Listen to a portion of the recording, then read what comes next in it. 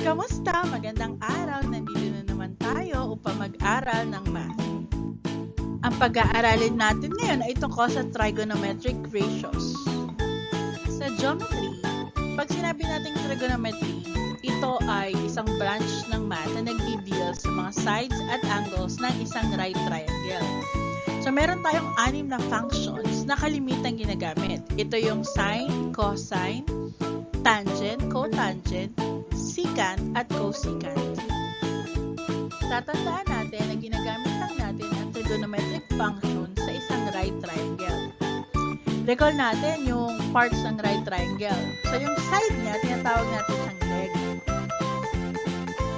At yung pinakamahabang side, tinatawag natin hypotenuse. Dapat, para siya ay makonsider na right triangle, meron siyang isang right angle. Normally, ito yung nilalagyan natin ng maliit na square o box doon sa side niya. Na kahit hindi na natin kailangang isulat na siya ay 90 degree, understood na yon na siya ay 90 degree. Ang iba pang parts ng right triangle is yung ibang tawag dito sa sides nito. Say, we have an angle, reference angle dun sa taas. So, meron siyang side na katabi niya. Tinatawag natin ito adjacent side. Meron din naman siyang side na katapat niya. Tinatawag naman natin itong opposite side. So, ngayon, pag-aralan na natin yung trigonometric ratios. Pag sinabi natin ratios or trigonometric ratios, ginagamit natin siya para mahanap yung missing parts ng right triangle. Provided, two other parts are given. So, pwede natin siyang gamitin sa pag-find ng acute angles or yung measure ng mga sides nito. So, ano-ano nga ba yung mga trigonometric ratios? So, yung una, yung sine.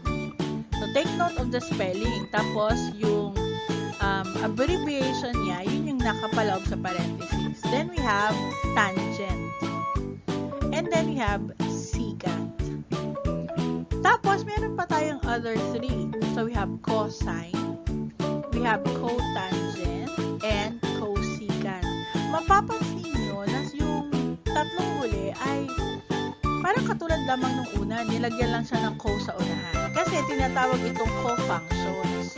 So, pag sabing co-functions, nagpapakita ito ng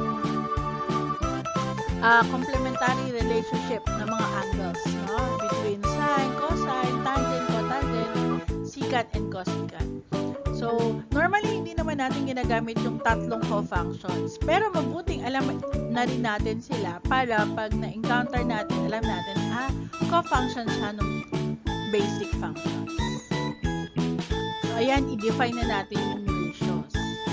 So, balik muna tayo sa triangle, no? So, given triangle XYZ, tingnan natin yung, kung ang reference niya ay yung angle C. So, ano yung opposite ng angle C? So, yun yung XY. So, siya yung opposite. And then, again, referencing to angle C, meron din siyang adjacent or yung katabi. Ito naman po yung kanyang adjacent.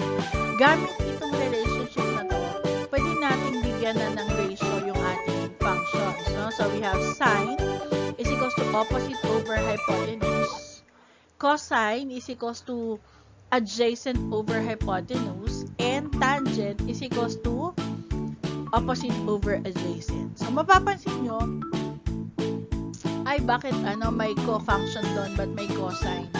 Itong tatlong to, sine, cosine, tangent, sila yung tatlo na pinakakalimitang ginagamit when we solve using trigonometric ratios. Makikita nyo rin sila doon sa calculator kasi they are the most commonly used. So, dito, kahit anong angle ang i-reference natin, all we need to do is to find the relationship. So, again, given triangle X, Y, Z, o kunin naman natin yung angle X. Ang kanyang opposite, tatandaan natin ay yung katapat niya. So, that is YZ. Ang kanya namang adjacent ay yung katabi niya.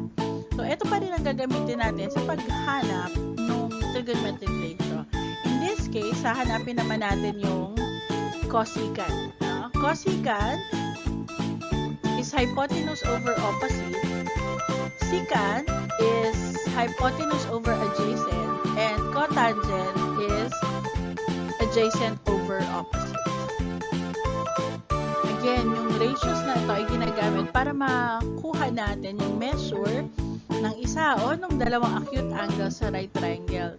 Kung alam natin yung lengths ng sides ng triangle, no? Pwede rin naman siyang gamitin para hanapin yung measures ng sides. So, napakadaming gamit ng trigonometry at saka yung functions niya sa buhay natin. So, ginagamit siya sa kung saang profession, no? Katulad sa astronomy, sa navigation system, sa engineering, architecture, at sa marami pang iba. So, importante na ngayon pa lang, malaman na natin, no, yung anim na functions, particularly yung tatlong basic functions na ginagamit natin sa pag-compute. Para malaman kung paano gamitin ang trigonometric functions sa pag-solve, panoorin nyo ang susunod na video. Salamat! Hanggang sa muli!